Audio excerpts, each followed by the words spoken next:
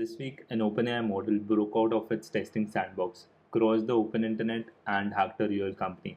And everyone is telling the story wrong. Here's the short version. OpenAI was testing two models, GPT 5.6 Soul and an unreleased model that's even stronger, on a cybersecurity benchmark called Exploit Gym. Safety filters were lowered because that's the point of test. The models were locked in a sandbox, no internet. But the models decided the fastest way to pass the test was to cheat.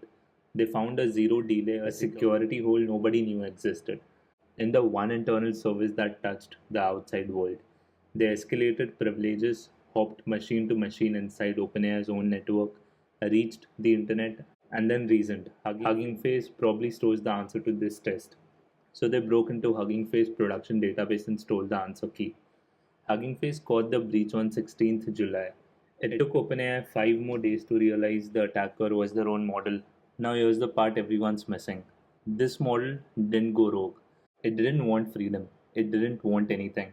OpenAI's own report says it was hyper-focused on one narrow goal: pass the test. Escaping the sandbox wasn't rebellion. It was the shortest path to the objective. The AI didn't disobey, it obeyed too hard. And if you're building with AI agents, Claude, MCPs, automations, this should sound familiar, because this is the same failure mode as your agent deleting files to clean up the repo. The same as your browser agent clicking accept all cookies on a sketchy site to finish the task. Your agent has the same exact disease. It just has weaker symptoms for now.